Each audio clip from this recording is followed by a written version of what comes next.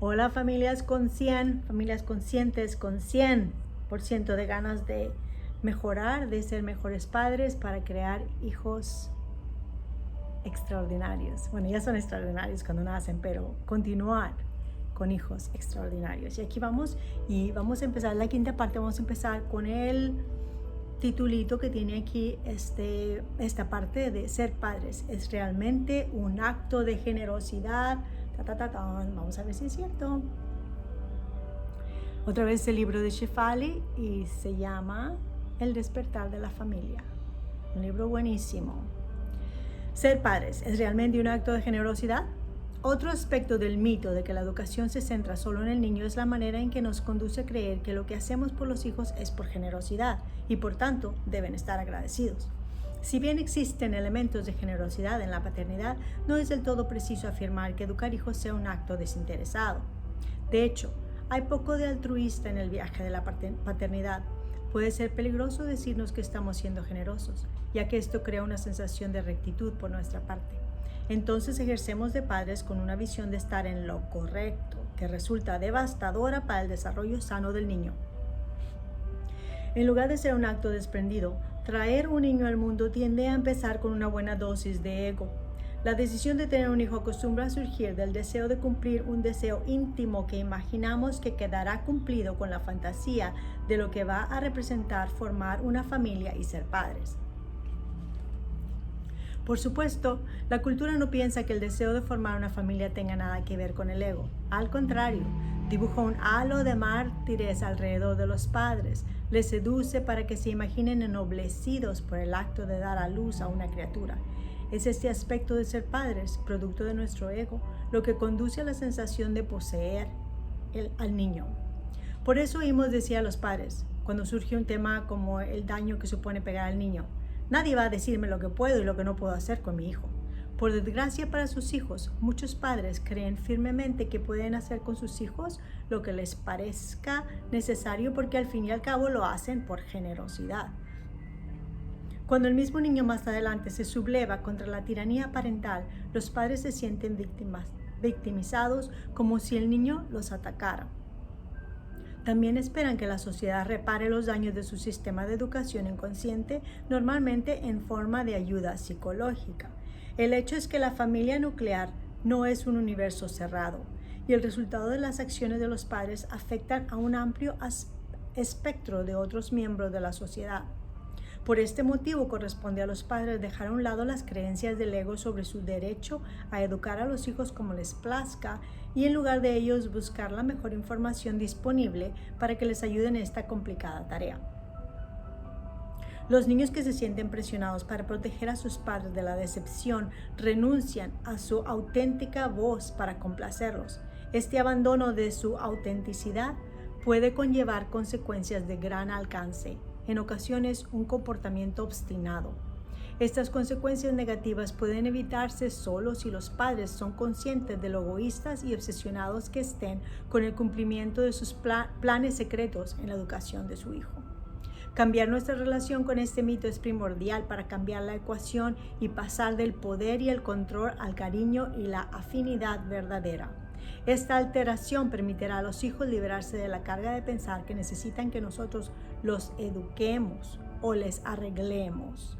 Liberados de tal carga, volarán tan alto como deseen y cosecharán las recompensas que merezcan. Atreverse a educarse primero a sí mismo.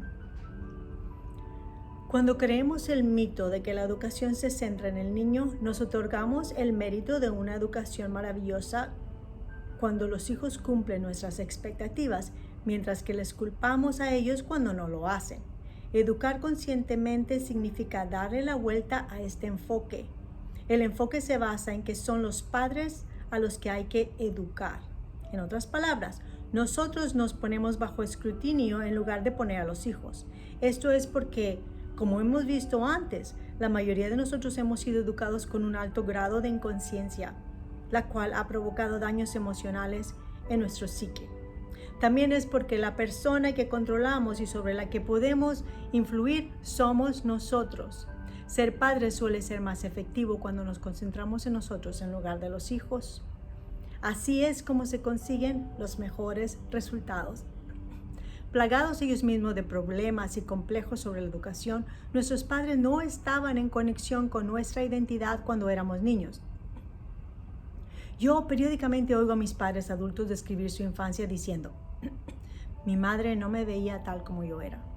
O mi padre siempre se enojaba conmigo porque no salía en las clases como él imaginaba. O porque no salí como él imaginaba. Ser educado con una plantilla de invalidación inevitablemente da forma a la visión que uno tiene del mundo. La carencia interna en que vivimos tiñe cada experiencia. A pesar de tener entre 30 y 50 años, estos clientes siguen arrastrando el recuerdo de sentirse rechazados e invalidados y en consecuencia llevan esta inseguridad a sus relaciones presentes. Que no nos vean tal como somos alimenta las ganas de validación, aprobación y pertenencia. El vacío interior duele. Cuando el dolor no se cura o tal vez ni se le presta atención, crece. El dolor crea más dolor. La inconsciencia crea más inconsciencia. El dolor es como llevar una segunda piel, hasta el punto de que no nos percatamos de que se ha convertido en quienes somos. Simplemente pensamos, esto es lo que significa ser humano. Es importante aclarar que el dolor que hemos experimentado nunca desaparece a menos que lo tratemos directamente llevándolo al plano consciente. Solo cuando despertemos al hecho de que estamos recreando patrones de nuestra infancia podremos empezar a corregir la causa de nuestra infelicidad presente. Aquí es donde tener un hijo desempeña su papel. Como adultos y ahora padres, nos hallamos inesperadamente provocados por una experiencia con el niño que nos hace saltar. Perdón. Lo que ocurre es que se reactiva el dolor del pasado. Lo que enterramos hace mucho tiempo porque no sabíamos cómo gestionarlo, ahora aflora con todo el furor de un animal hambriento que se niega a pasar más penurias. Este dolor residual es lo que nos hace reaccionar de manera inapropiada, a menudo sin darnos cuenta de ello. La provocación más potente que experimentamos ocurre en nuestras relaciones más cercanas, especialmente con los hijos. La educación consciente insiste en que los hijos actúan como espejo de lo que no vemos de nosotros mismos. Hacen aflorar el dolor que no hemos procesado, pero que ahora nos hace reaccionar con fuerza y, con frecuencia, irracionalmente. Y esto es claro, ante el comportamiento de nuestros hijos, es cuando nos hace reaccionar irracionalmente y con mucha frecuencia. A menos que nos tomemos en serio lo que nos enseñan sobre el daño que se nos ha hecho y que nunca nos hemos visto realmente enfrentados a ese daño, les educaremos para que encarnen el mismo comportamiento inmaduro que refleja nuestro dolor no sanado todavía. Esta es la esencia del intenso viaje de la paternidad. En lugar de centrarnos en los defectos reales o percibidos de los hijos, el verdadero reto para nosotros consiste en tomar las riendas del proceso de transformación, conocedores del hecho de que la manera de comportarse de los hijos es un reflejo directo de nuestro propio comportamiento. En lugar de intentar arreglar a los hijos, se nos pide que miremos hacia nuestro interior y examinemos lo que nuestra propia psique debe resolver. Para hacernos una idea de lo que esto implica, vamos a asistir a reuniones imaginarias de un maestro con algunos padres. El maestro dice, señora Davis, como su hijo debería concentrarse más, le recomiendo que usted y su esposo realicen un programa de 3 meses en que aprendan lo que significa ser conscientes. Este programa les ayudará a calmarse, lo cual influirá en el estado emocional de su hijo. O imagine lo siguiente. Señor Jones, le recomiendo que consulte con un especialista para aprender a gestionar mejor su tiempo y desarrollar habilidades organizativas. He notado que tiene problemas para llegar a la hora de las reuniones escolares y queda claro que sus hábitos están influyendo en su hijo negativamente. Parece perdido en el estado caótico de su vida familiar. Pero si soy un padre consciente, responden muchos clientes indignados ante la insinuación de que deben hacerse responsables de parte del comportamiento de su hijo. Estoy tranquilo la mayor parte del tiempo y procuro estar siempre a su lado. Ansiosos porque nos consideren buenos, la mayoría de nosotros defendemos desesperadamente nuestra manera de educar. Pero no se trata de ser buenos o malos padres. Esto son meras etiquetas.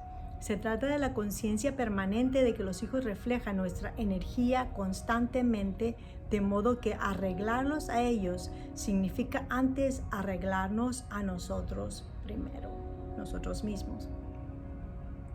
Una vez que los padres comprenden que la conciencia no es una identidad sino una manera de ser, son capaces de entender que no existe la conciencia perfecta, solo existe aspiración y desarrollo continuo.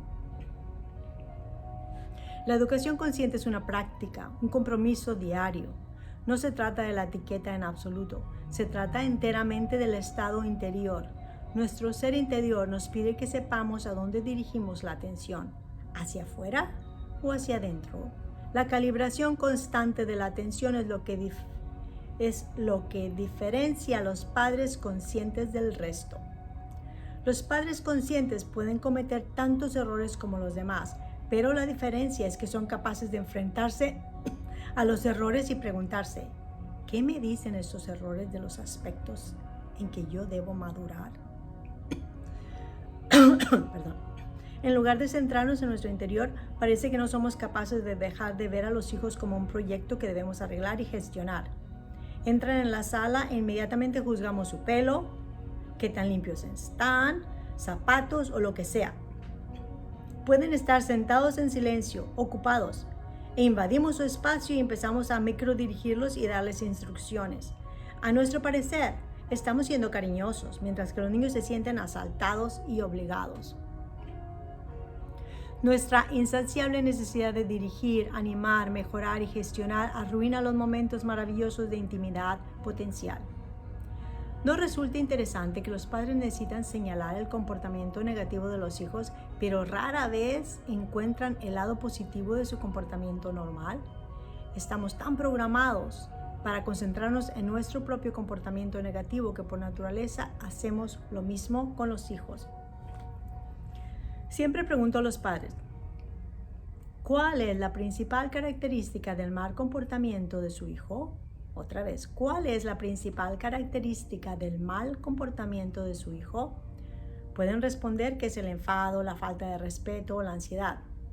Los consejos para padres suelen aconsejar que se combatan estos comportamientos directamente. En lugar de ello, reto a los padres a centrarse en el antídoto de esta energía que, por supuesto, se halla en su interior.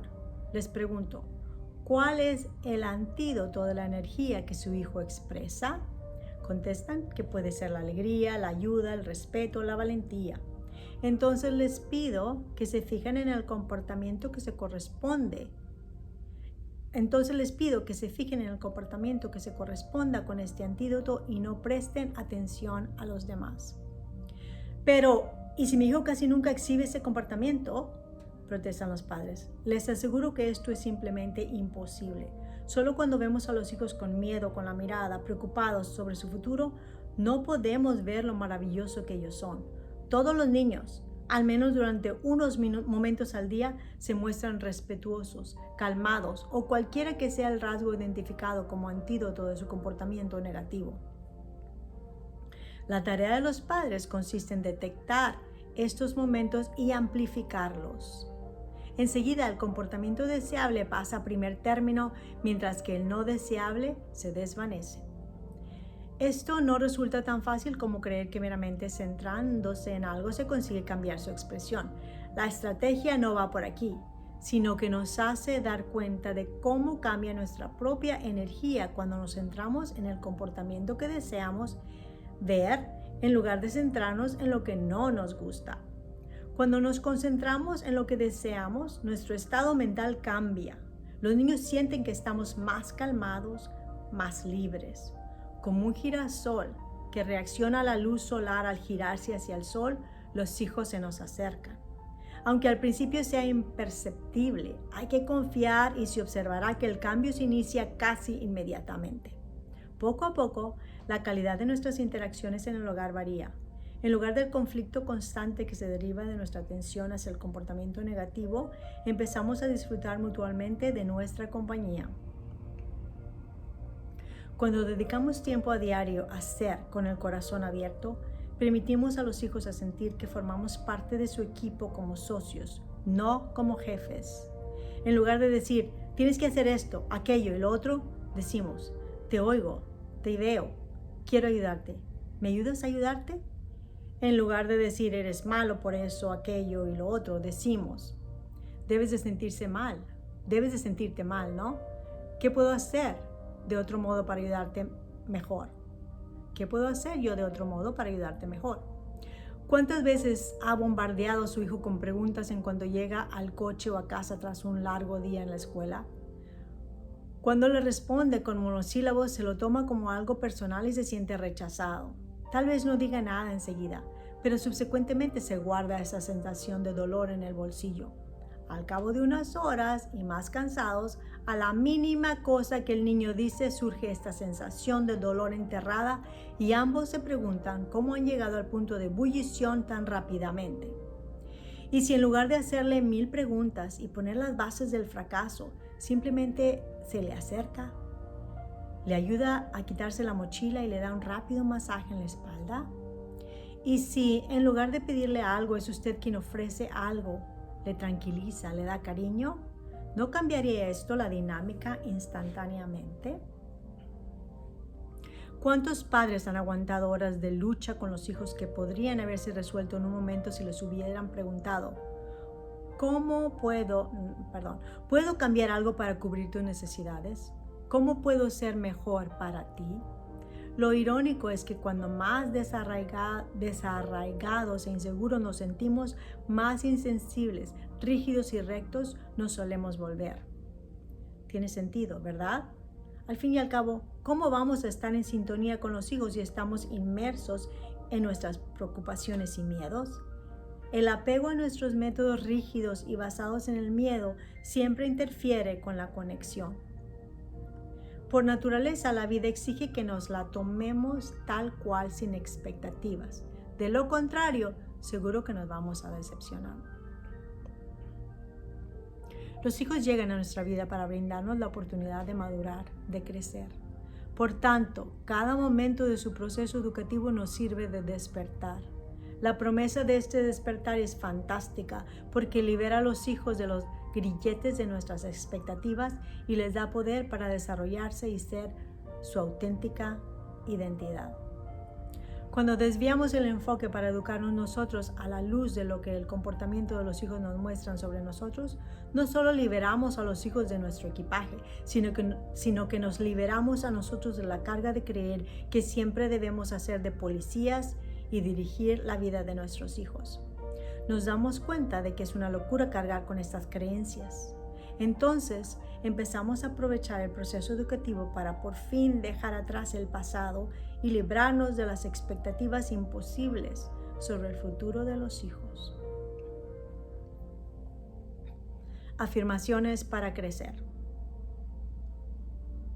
Acepto totalmente que educar significa educarme a mí, no a mi hijo.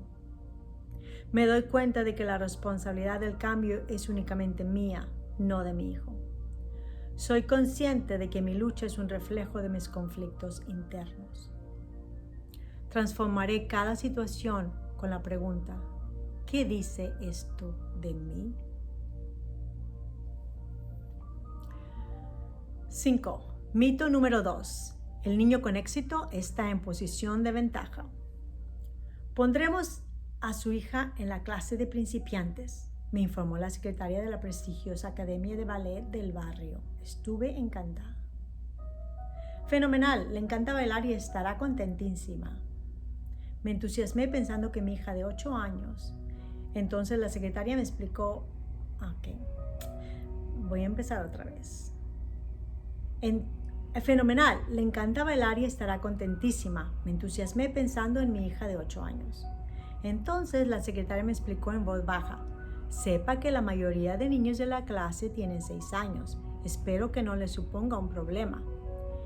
Pensé que no la comprendía. ¿6 años? Repetí. No lo entiendo. Tiene 8 años. ¿No hay una clase para principiantes de 8 años? La mujer me miraba con comprensión mientras me explicaba pacientemente. La mayoría de nuestros alumnos hacen danza desde el parvulario. A los 8 años están muy avanzados. Si quiere apuntar a su hija aquí, tendrá que empezar con niños más pequeños. Quedé sin palabras. Mi hija solo quería bailar. ¿Ya iba atrasada 2 años?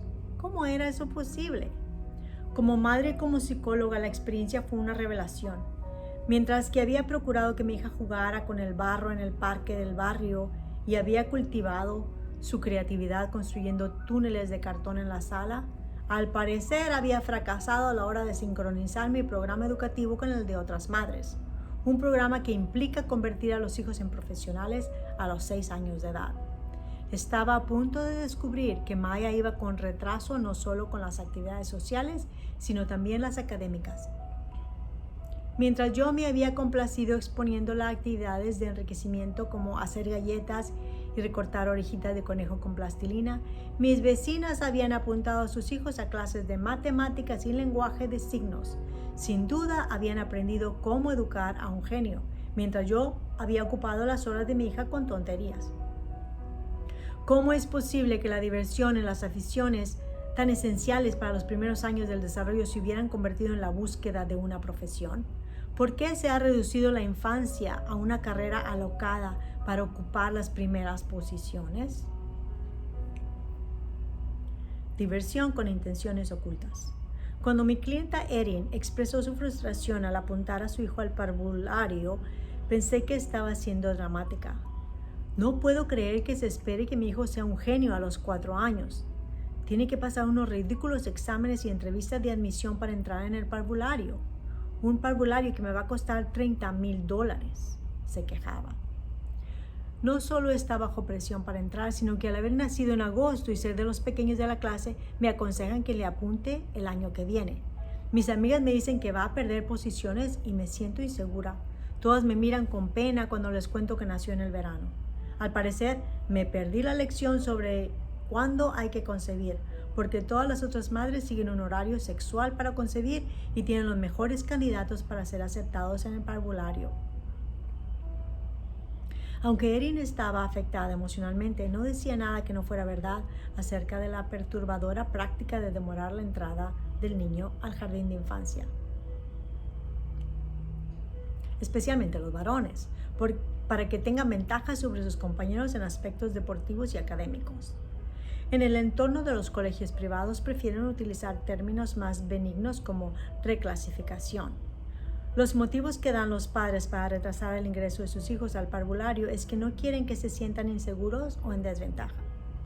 Al racionalizar los motivos para mostrar que el propio bien del niño es lo que prima, los padres juegan a ser Dios con el sistema y el entorno para cubrir lo que ellos ven como las necesidades de sus hijos, no las necesidades naturales, sino necesidades basadas en un estándar imaginado por la sociedad que los padres aceptan. María Montessori, que apoyaba la mezcla de edades en el aula para que los niños mayores pudieran ayudar a los pequeños, y la resistencia a través del fracaso deben de estar retorciéndose en la tumba.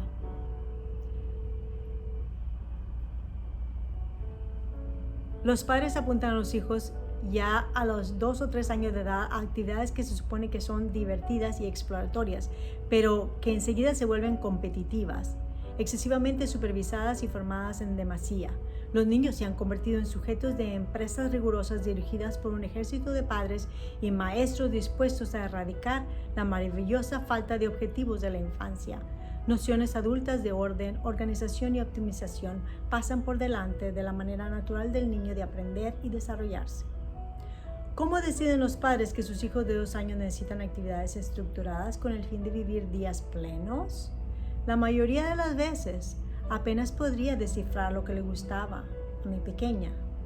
Cuando empecé a preguntar a los padres cómo habían decidido qué actividad, colegio o afición eran los más adecuados para sus hijos, las siguientes son algunas de las respuestas que recibí.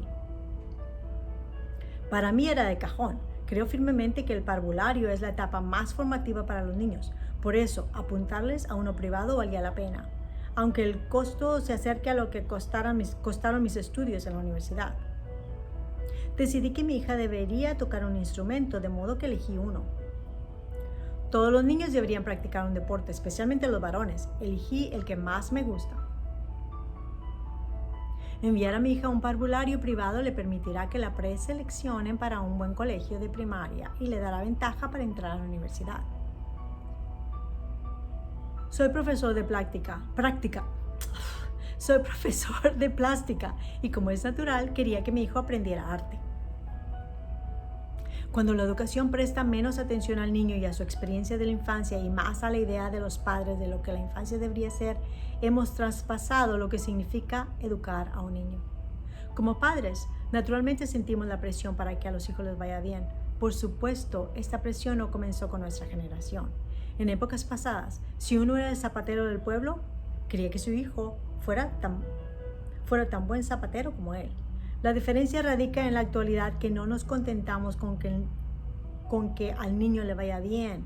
Queremos que destaquen, que sean niños de los que podemos presumir ante familiares y amigos, además de presumirlos en Facebook. Tal vez no piense usted que sigue la filosofía del niño trofeo. No obstante, cada vez que cuelga una foto de su hijo cuando ha ganado una medalla, pero no la cuelga cuando ha perdido un partido, alimenta usted el mito del niño destacado. La presión de educar a un niño prodigioso es tan contagiosa que todos nos ahogamos en ella. Los padres se angustian, los maestros se estresan y los niños que educamos se apartan más y más de su auténtica naturaleza. Un amigo que es entrenador de tenis en un club privado de Manhattan me dijo: no soporto enseñar a los niños que no quieren venir, pero vienen porque los padres los obligan. La pasan muy mal y no disfruto en absoluto enseñándolos. Además, nunca llegan a ningún sitio. La profesora de violonchelo de mi hija casi rompe a llorar cuando le dije: quiero que mi hija disfrute del proceso de aprender el instrumento. No lo necesita para el currículum ni un doctorado. Solo pido que se concentre usted en el amor al proceso. Como si le hubiera recordado su propio amor al instrumento, suspiró y confesó: agradezco su visión. Solo recibo presión de los padres para que convierta a sus hijos en un yo-yoma. Presionar al niño para que triunfe suele responder al ego de los padres que quieren que se le reconozca por su tarea educativa y deseen un trofeo de carne y hueso para su propio éxito como padres y que todos lo vean. El ego no se preocupa de la auténtica naturaleza del niño, solo con la visión que los demás tienen del niño. Para el niño, esto puede crear aislamiento y ansiedad, justo lo contrario de lo que los padres piensan que están fomentando. Vivir en una olla a presión de competitividad exagerada no sirve para que los hijos se sientan cerca de nosotros. Los hijos notan nuestra ansiedad, la absorben y la interiorizan, y eso les conduce a creer que el mundo es un lugar estresante. Las consecuencias van desde problemas de sueño hasta migrañas y dolores de estómago. Los niños pequeños de 6 y 7 años de edad sufren ataques de pánico. Algunos ya a los 8 años llevan la etiqueta de oposicionista desafiante, mientras que cada vez son más los que a diversas edades reciben un diagnóstico de TDAH u otros trastornos. Si bien muchos síntomas son orgánicos, algunos de ellos se agravan debido al enfoque educativo que se basa en el miedo o el futuro en lugar de la confianza en el momento presente. Y familias, aquí nos vamos a quedar. Ya son casi 30 minutos de lectura y vamos a continuar la próxima vez con la sexta parte, y la sexta parte va a estar con la posición de ventaja se muestra en todas partes. Gracias, nos vemos luego. Adiós.